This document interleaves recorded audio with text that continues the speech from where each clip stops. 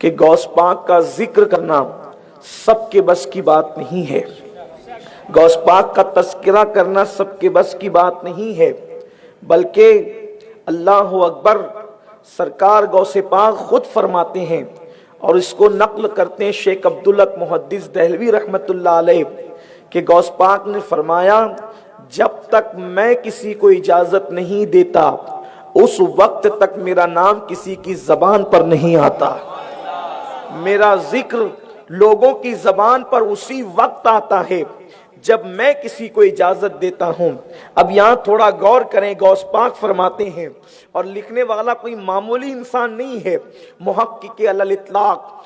فنا فی الرسول عاشق مدینہ سیدنا شیخ عبدالحق محدث دہلوی قادری رحمت اللہ علیہ فرما رہے ہیں کہ غوث پاک نے فرمایا جب تک میں کسی کو اجازت نہیں دیتا اس وقت تک اس کی زبان پر میرا ذکر نہیں آتا۔ اب آپ اندازہ کریں جب کسی کو اجازت ملتی ہے تو اس کا چہرہ اجازت دینے والے کے سامنے ہوتا ہے، اس کا نام اجازت دینے والے کے سامنے ہوتا ہے، تو پتہ چلا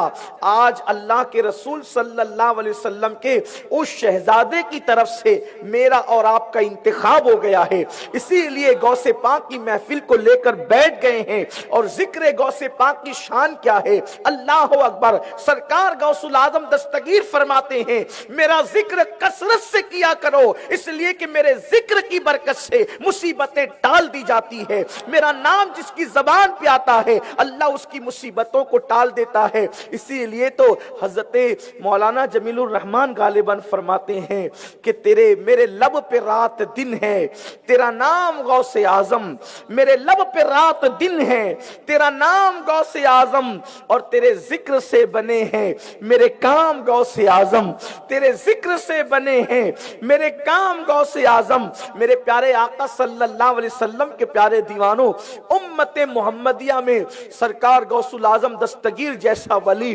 کوئی ہوا ہے نہ ہو سکتا ہے۔ اللہ نے ان کو وہ مرتبے عطا کیے ہیں، اللہ نے ان کو وہ شانیں عطا کی ہے، اللہ نے ان کو وہ بزرگی عطا کی ہے، ان کو غوث الثقلین کہتے ہیں۔ غوث الثقلین کا مطلب ہوتا ہے کہ وہ جنوں کے بھی غوث ہیں اور انس کے بھی، انسانوں کے بھی غوث ہیں، وہ جنات کے بھی غوث ہیں اور وہ انسان کے بھی غوث ہیں، اسی لیے ان کو غوث الثقلین کہتے ہیں، یعنی جن و انس کے غوث۔ اللہ اللہ، میرے پیارے آقا صلی اللہ علیہ وسلم کے دیوانوں، انسان جنات کو دیکھ کر ڈر جاتا ہے، لیکن میرے غوث کی شان ہے کہ ان کی حکومت جناتوں میں بھی چلتی ہے، ان کا چرچا جناتوں میں بھی ہوتا ہے۔ اللہ اکبر، اور صرف جنات نہیں، فرشتے جس کی خدمت کرتے ہیں اسے عبد القادر جیلانی کہتے ہیں۔ سبحان اللہ، فرشتے جس کی خدمت کرتے ہیں اسے عبد القادر جیلانی کہتے ہیں۔ اور یہ بات میں ہوا میں نہیں کہہ رہا ہوں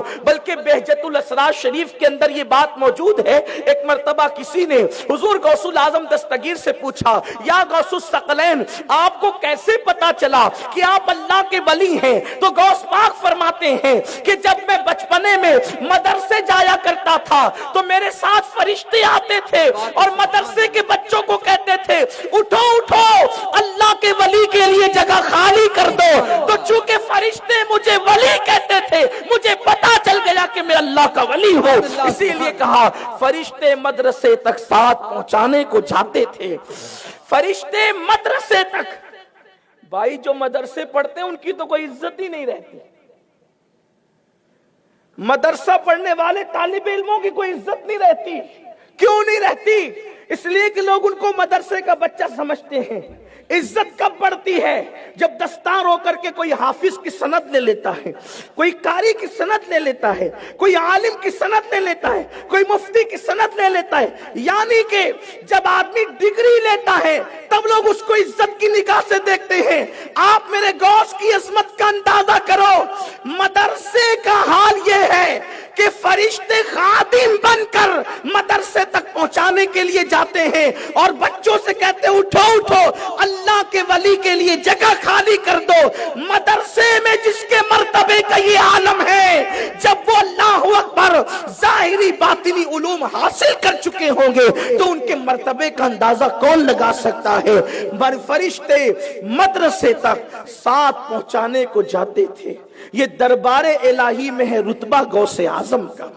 یہ دربار الہی میں ہے رتبہ غوث اعظم کا، تو سرکار غوث الاعظم دستگیر کی شان یہ ہے